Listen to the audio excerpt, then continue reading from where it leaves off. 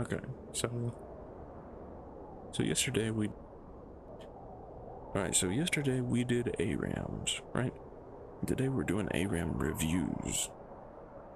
I've only got one ARAM to review, but I'm thinking of doing this more often to show what I review after the games, because usually you only see you don't see the in between the games, right?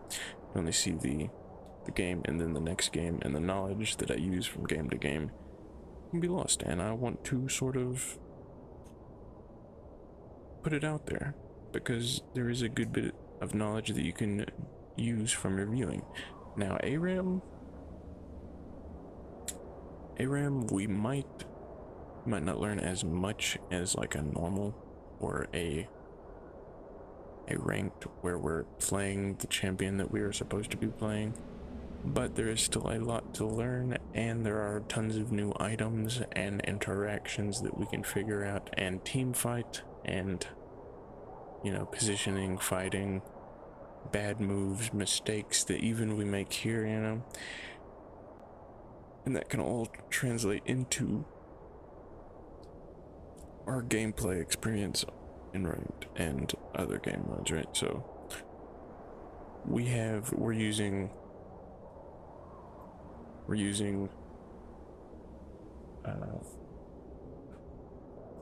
so today we're using Outplayed, which put these all in a nice little format for us here, the clips, and it's got a nice little highlight reel at the bottom that we can just sort of zoom through. Usually when I'm doing this, I'm just editing and I'm just like rewatching and just like saying, okay, yeah, that was a bad move there.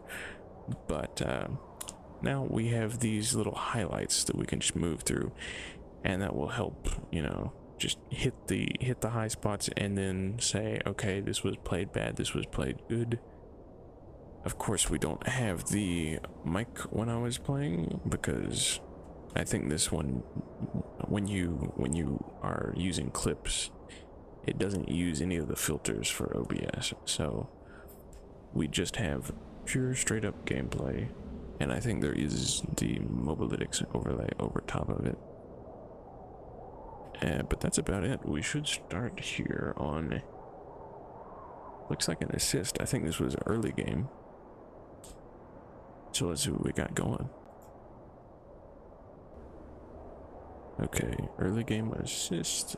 We're going to be getting a lot of assist. Galio is a tank.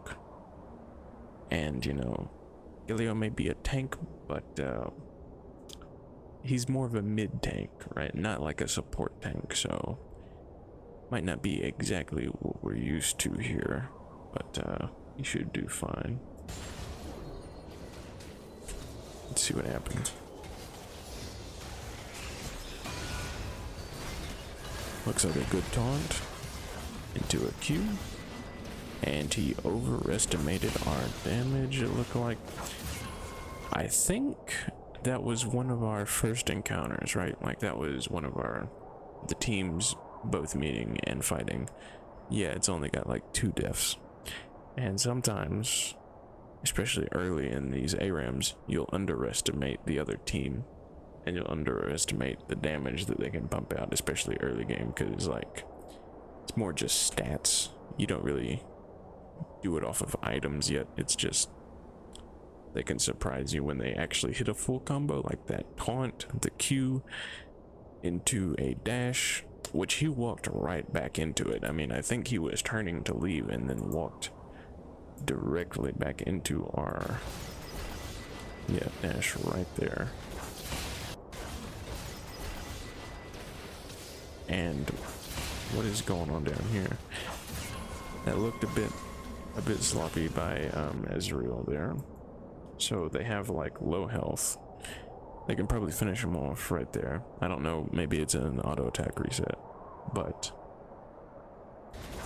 it looks like they, no? Okay, hold up. Did I not see a shield go up? Yeah, there we go. So they're running away. They don't get the kill immediately. They got the shield up, and they can probably kill him there. And then they heal over here, which is fine. It's early. I would say that's a bit wacky. Like, you probably just could have waited out the shield and then auto attacked him, and then, you know, probably save the heal for a bit of a better time. I like saving my heal. That's why in the last game that we did, probably the early game, I remember the ADC got mad at me for saving the heal. I did not know that was what she was referring to, but I usually save the heal for whenever you're running away or make like a engage and there's no ignite, you know, so you know, so we had a disagreement there. Anyway, let's continue on to the next one. This one looks like a kill. Something going on here. See, now our job is not really to get kills, it's more to get assist, but there does seem to be a good bit of kills, maybe 2 on our side, and there's a lot of assist down here, so we'll see how it goes. This should be fairly quick. We're just sort of looking through every now and then, dropping off bits of knowledge, and then moving through. Also, if you guys have any tips pertaining to Galio or how to play this better, drop them in the comments below, and I'm sure some people will find it really helpful. Even me, because I don't know how to play Galio. Really, I just know like the basics of what's going on here. And let's see that again. Was a bit unfocused there. It looked like a snowball immediately. Yeah, it's a cluster. It is. It looks like dude comes out and the whole team decides to move in on that go in right there on the snowball. And they secure kill. We take one, they take another, and then we back out. Which I think is good. Our job, remember, is to peel, especially the squishies. We hit our W, and we got a kill, I think, right here on the Taric. Yeah, and Taric this game, Taric was giving us some trouble. He knows to not let us dash away, so he moved in front of us a lot, and so there was a bit of bad blood in there, you know. Especially at the end there, I was like really gunning for him with those Qs a lot. Anyway, I think we did our job here as Galio. Turned the go in or the engage into, you know, something less manageable for them to use. You know, they didn't get away with everything, even though they did get a second one in there, and that's as good as we could hope for. We got away beyond that. Let's see this here.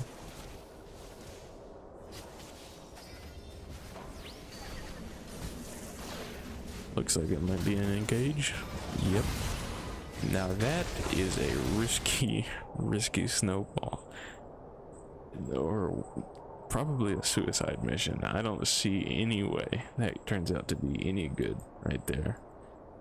That is a waste of a snowball if I've ever seen one. Engage, he's like maybe 10%. It goes in on like a 50%, even though they're squishy. It's an Ezreal. They have a dash. They can get away from a Mordekaiser. Maybe his R is up. I don't know. I don't know that. That could have changed this a little bit. Still seems a bit risky, even if there was an R up, because you'd still need 3 attacks to get the thing, and then you'd have to land it, and they're 50% to 10, you know. I mean, it just seems really risky there. But the whole team basically shut him down because he went directly into the nest, and then Jarvan just follows up and says, okay, Mordekaiser went in, let's follow the leader. Another really bad position, same position as Mordekaiser, which just jumped in. You know, it's a 5-man v1 right now, and that's twice. You don't want a 5-man. You have to work as a team. Jarvan is a great engage, he's great at follow-up, but especially on one of those suicide snowballs there, you probably should wait until the team is back. Or team is ready to move in, which they do eventually follow up, but he definitely gets called out there. And it seems like Tarek moves in the invulnerability, causing... It didn't save him, but, you know, it would have been safer if they went in with Tarek. That would be probably the way to go there. I'm still left here. I think I overstayed my welcome and got zapped by Nidalee there. I probably should have moved out a bit sooner. Not gonna lie, there's 3 of them. See, now this is the inverse, right? I am now covered by 3 people, and it's just 1, and they're invulnerable. So I should have backed off here, but I think I was trying to set up, you know, another W for the team, and it just didn't work.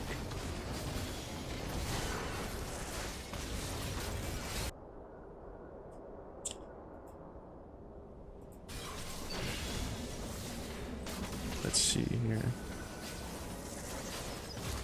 Oh, I'm dead. Yeah. So I must have done something here. But let's take a look and see what happens at least. Okay, they're both fighting Kenan. Not bad. He gets hit with it. Oh, this snowball. I sort of remember this one. This snowball is a bit wacky to me. I guess it looks like she hits various snowballs and then immediately goes to the other person under tower. I guess they were just lower and she just picked a target, right? Very risky. It's another one of those suicide snowballs because she's going under tower to just execute. I think that's what her E does, right? She just executes and then she's probably not making it out. But as is the way of ARAM, because it's supposed to be quick, right? It's a reset for her, it's a reset for him. It's not always bad to do a suicide snowball is what I'm hinting at.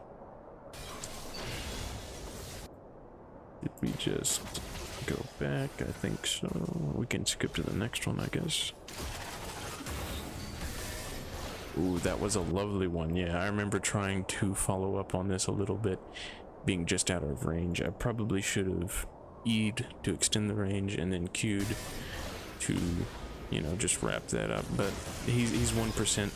There is a thing where sometimes keeping them low health. There's a Tark behind us. I don't know why Tark is engaging. His team is over there. Anyway, there is a good reason to leave people low though, because they can't exactly come back with full stuff again. So right, like sometimes late game especially, right, when they're low, just leave them low, especially if they're not a big threat. Bada bing bada boom. If they're a tank especially, probably you just leave them, don't let them reset. But we finished that up. We finished those 2 there. Anyway, looks like Tarek engages, which I would not suspect a Tarek to engage like this. Like unless it's like team in front, he needs to get up there, he's a bit slower, right? Snowballs in Q's with the person that they're doing, right? And then stun lock them, right? Just to like extend the range of the Q sometimes. But an engage like this is another one of those sort of throwaway ones as well. Snowballs have not been very good. And that was just unfortunate there. He had a good lock in on the cage there, and he gets blasted. And that's a whiff from Various even though he did hit the heal, which is nice. We got out of there. Yeah, I was tanking turret a little bit. think I was just trying to get this one out of the way. This is actually pretty early turret, it felt like, when I was in it, so I was like, hopefully we can get this done. Was that 2 and 1 right there? We definitely have 2, but no, she lives, and I did the launch. Does Galio have chicken legs, or is that just me? I think that might have been his hand anyway. When he launches up here, it's got a little chicken foot right there anyway. I don't know if that's the reason that saved me, or the thing that saved me, or if my shield is just that good, or the health is just that good, but it felt good. I just, like Superman, my people need me over to Various, even though he's perfectly fine. It definitely got me out of this situation. I don't know if that's exactly how to use the ultimate, really. I mean, I think it's to protect someone that's above, sort of like a shin, or a head, sort of like a shin, you know. But and I think it's engaged because it has like an AoE knockup, so it's sort of like getting the action, cause a commotion, which is basically Galio's whole kit, right? That W, damage reduction, taunt. It's all very eyes on me. A lot of AoE, crowd control. He's a very crowd control-y tanky mage. Or yeah. Anyway. Yeah, my magic shield did come up as well, and I think we even secured that one. Lovely. See, I was wondering about the double magic shield. That was a lovely taunt at the end there. I was wondering about the double magic shield. But against this team, I think it works because they have a lot of high damage AP. And even though we have a magic shield, I think in our kit, you know, it's just more magic. Shield is good against magic. So that is 2 taunt, and we're probably gonna go down after that. But you know, save the squishies. Save the squishies as much time as you can, buy them as much time as you can, and then that's how you play a tank. At least that's how I play a tank.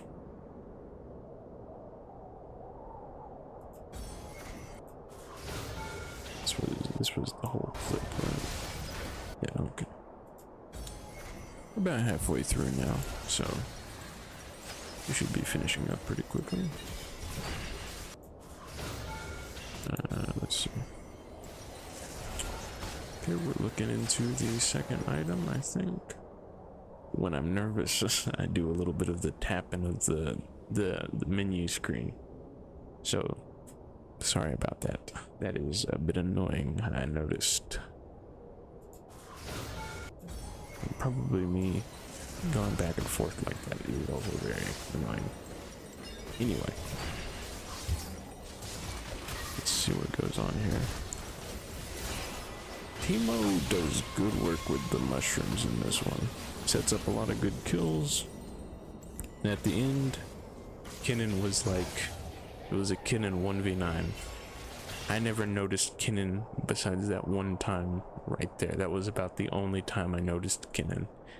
So I don't know, maybe he was just being a goat and I just didn't pay attention, but it didn't seem too remarkable to me. That's a save right there. And that is a good W save right there. That is what you're supposed to do. Nidalees, man. Nidalees are like the bane of like any tank because they do so much damage to squishies, man. And they can do a good bit when you're early as well, right? I mean, they hurt. So I mean, and you can't really like, they'll jump directly to the guy. It's like a ringer, right? So it'd be a bit difficult to sort of corral them. More difficult because of their jumps and stuff. Anyone with a jump, it's really hard to get them taunted, in my experience anyway. Let's see what we've got going on here. So Tark on the Jarvan, then miss. I was being really cocky here. I remember that much. I was like, this is the point where I was like, okay, we're doing really good.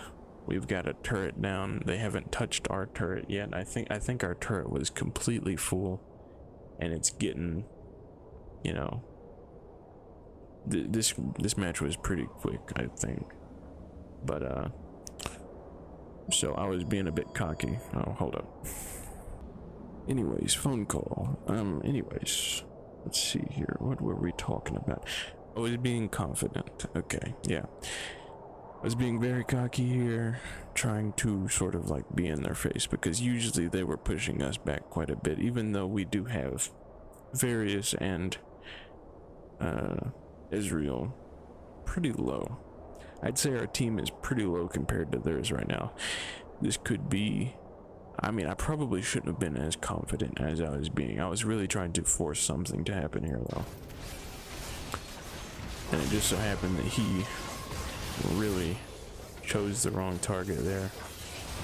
And then we got a good, we're turning things around a good bit. It's not exactly perfect or smooth. Here's Tarek once again. I think he's gonna step in front of me.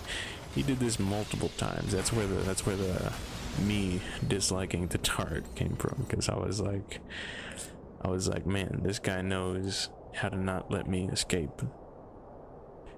And that's even after I got boots there. Anyways.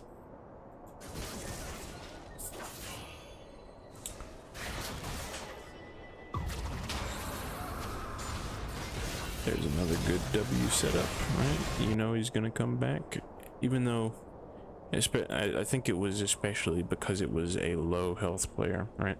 You know he's gonna be back there in a second, which means you have plenty of time. Oh, sorry. Plenty of time to set up a W taunt and be prepared. And this pit just became like a little arena there, because I flew in and I don't think I'll make it out of here. It's probably really rough. Actually, we've got a lot of shielding. And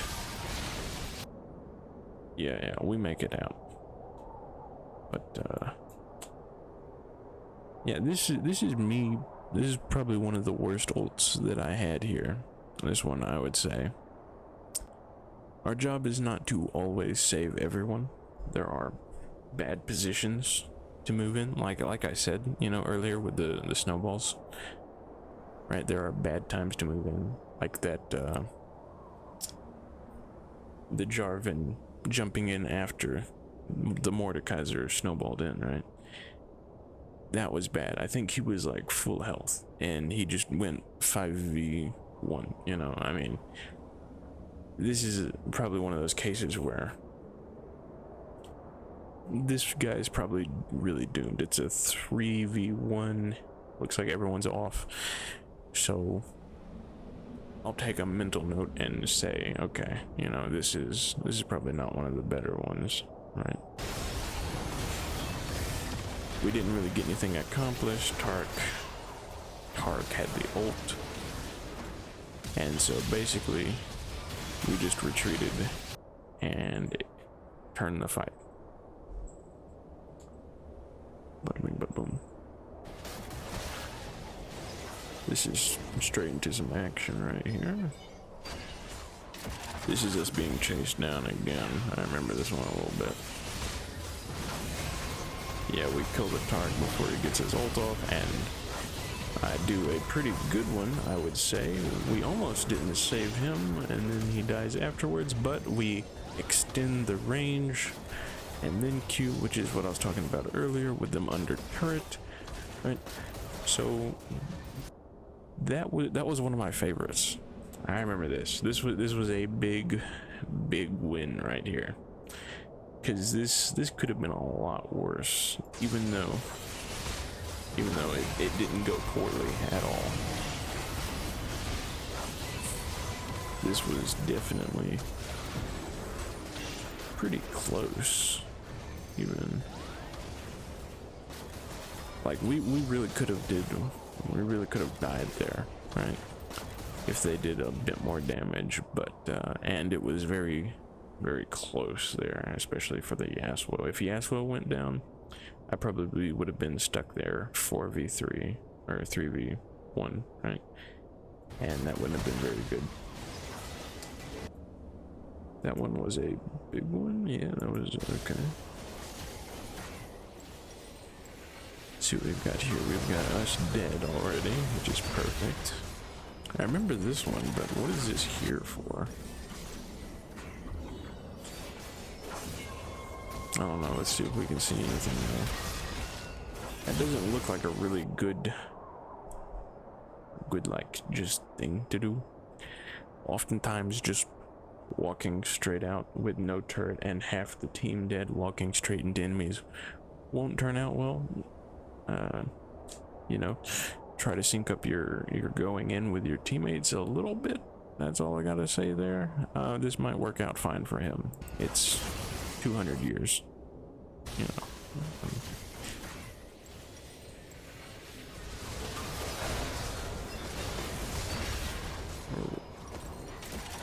Whatever they say about Yasuo's. Alright.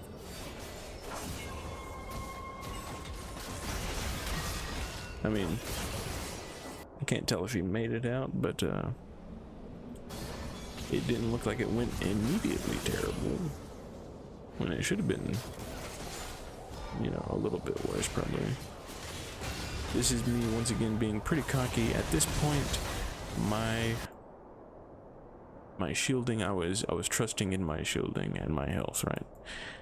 So I was trying to, you know, force something once again here. And as soon as they see Jarvan turn there, Park's ult comes out. He doesn't hit the whole team. They sort of spread out, and this is looking pretty dire here. And I think the only reason we win is because of the Yasuo being alive afterwards. He gets it done right there. Pretty darn good. And then I think I decided to tank a little bit of the turret because, you know, we're waiting on the wave there.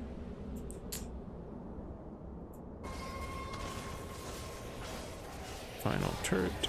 Good time to set up another W. That looks like a double W. Whenever they're coming back, you know, perfect time to do so. That's bad, just a bad E because, well, went into the second dimension. I think that happened just before though, so I mean, I can't really count that against me. Now there's probably a lot that, you know, is pretty bad that I'm not seeing here, and we're only seeing the best parts. I'm sure there are some of my deaths here that were just absolutely atrocious, you know. So this is not to say I know how to play Galio or know how to play an ARAM very well, but these are just some of my thoughts on the battles afterwards, right?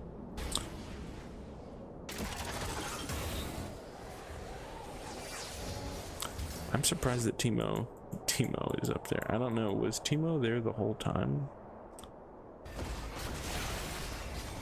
Well, when did Timo move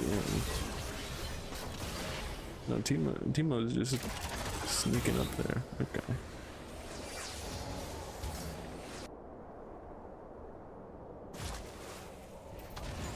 Okay, absolutely wave destroying. We're still being pretty confident up in their face, and Yasuo at this point can probably solo the whole team.